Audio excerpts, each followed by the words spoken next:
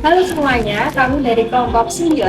Di video ini kami akan menampilkan simulasi kepemimpinan dalam menghadapi konflik di instalasi rekamedis rumah sakit. Kasus yang kami angkat adalah keterlambatan distribusi berkas rekam medis yang menyebabkan pelayanan pasien menjadi terhambat. Kegiatan ini menimbulkan konflik antara bagian filing dan coding serta keluhan dari dokter karena rekam medis pasien yang tidak tersedia saat dibutuhkan. Analisis ini kami menggunakan teori kepemimpinan situasional dan komunikasi organisasi untuk melihat bagaimana seorang kepala instalasi mengambil keputusan dalam kondisi krisis.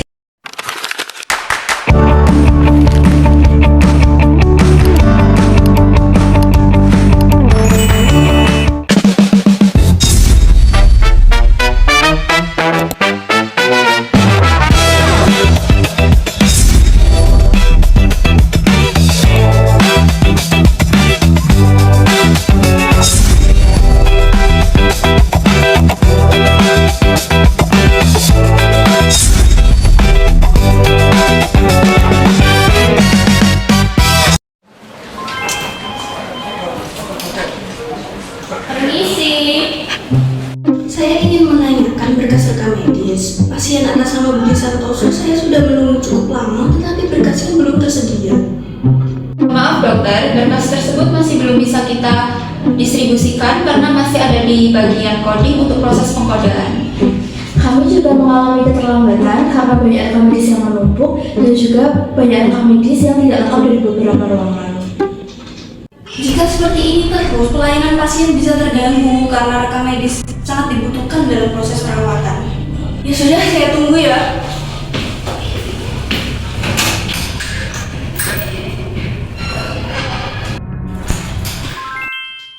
Permisi. Saya mau lapor. Ini berkas rekam medis pasien banyak yang mengalami keterlambatan. Saya sudah konfirmasi ke staf billing dan coding, tapi masih belum menemukan solusi. Ini bagaimana ya? Baik Ibu, terima kasih untuk informasinya. Nanti kami akan berkumpul bersama untuk mencari solusinya. Baik, terima kasih ya Mbak.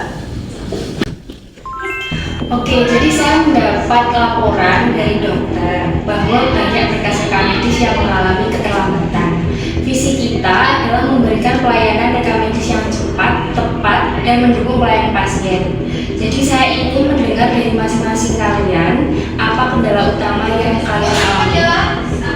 Jadi, kendala kami di bagian filing adalah berkas belum selesai dari coding sehingga distribusi menjadi terlambat. Banyak berkas rekam medis yang datang terlambat dan juga beberapa itu belum lengkap, jadi proses codingnya jadi ikut terlambat. Oke, dari penjelasan tadi, masalah yang kita hadapi adalah penumpukan berkas, ketidaklengkapan dokumen dari ruangan, dan belum adanya sistem prioritas.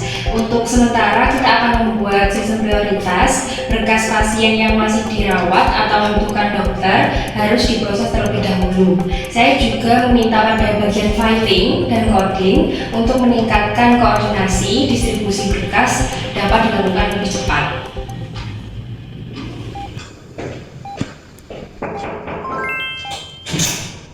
Permisi Ibu. Silakan dulu.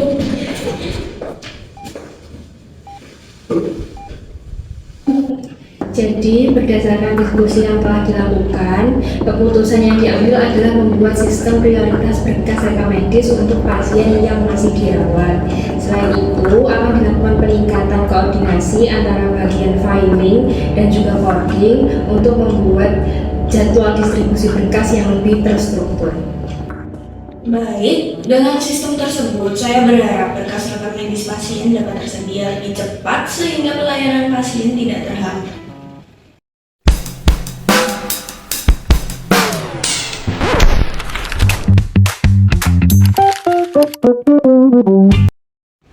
Dalam simulasi ini, kami menggunakan teori kepemimpinan situasional.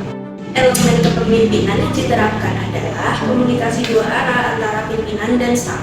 Praktek ini adalah adanya diskusi terbuka sehingga setiap bagian dapat menyampaikan kendalanya. Kekurangannya adalah sistem kerja sebelumnya belum memiliki mekanisme prioritas yang jelas. Jadi, kesimpulannya adalah dengan kepemimpinan yang efektif dan koordinasi yang baik, pelayanan rekam medis diharapkan dapat berjalan lebih optimal.